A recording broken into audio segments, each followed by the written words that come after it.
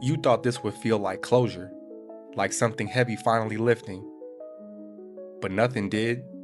You're still standing in the same place, just quieter now, more careful about what you let yourself say, because calling this situation over would mean admitting that it changed you for the good. After a case that should have ended things, the city doesn't pause, the calls stop, the files close, the news cycles, they move on. Yeah, Randy is alive, Anthony Harris is gone, and the case is finished up. And on paper, this is a win. But there's no reset for what was seen, no return to who anyone was before this all happened. So Randy goes home changed.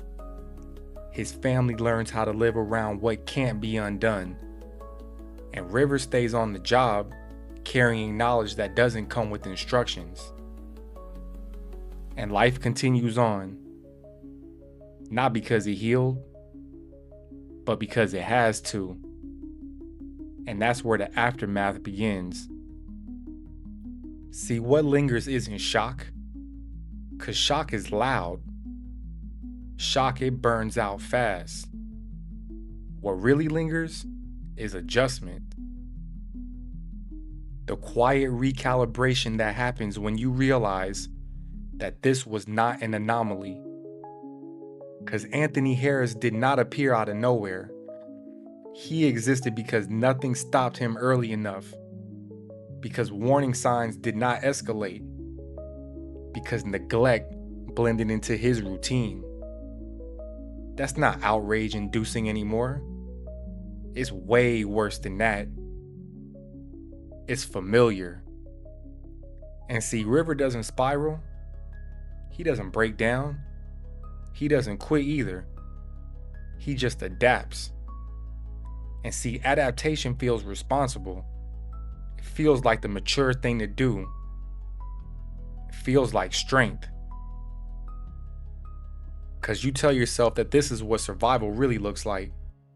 This is what the pros do. This is how you keep functioning. But see, function has a cost. You stop expecting systems to protect people. You stop being surprised when they don't. And you stop asking certain questions out loud. Nah, not because you agree, but because you already know what the answer is. And see, knowing without being able to change it forces a choice.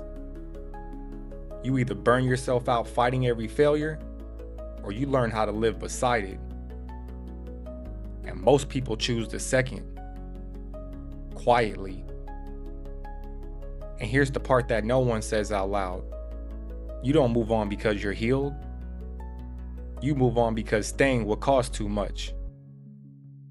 Because if you really sat with it, with what really happened, with what was allowed, with how easily it all fit into the cracks, you wouldn't be able to keep showing up the same way.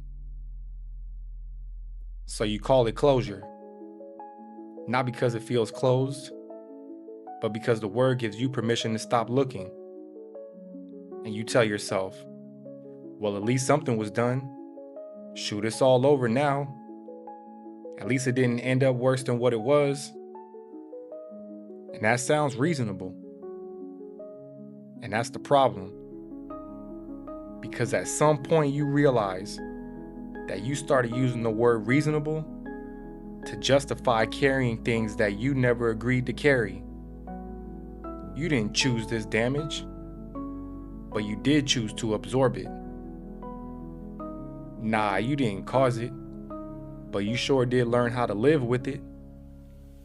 And that's the moment that it all clicks. See, you call it coping, but I call it math, and it all adds up. And River Ward, he doesn't become a villain, and that's important. He doesn't lose his morals. He doesn't stop caring. He doesn't turn cold all of a sudden. He just learns the limits. He learns what the system will tolerate. He learns what it will ignore. what it will quietly allow. And once you learn all that, you can't unknow it. I mean, yeah, you can still do good, but you do it knowing it won't be enough. You can still try, but you stop expecting resolution. This isn't despair. It's something flatter than that. It's the knowledge that some truths don't lead anywhere. They just become part of how you move through the world. And that knowledge does not scream. It does not demand action either. It just settles. And settling is dangerous because it feels stable. And the city does not collapse. River doesn't quit. Life does not fall apart either. Which makes it even easier to believe that everything is all good. That this is manageable. That this is just how things are. But the aftermath isn't about what happened. It's about what stayed. It's about the version of yourself that learned how much you can know and still keep going. And that version doesn't announce itself. It just shows up one day, and then you realize you've been living as it for a while. No alarms, no moment of choice, just continuation. And the unsettling part isn't that it worked, it's that this might be exactly how it's always worked.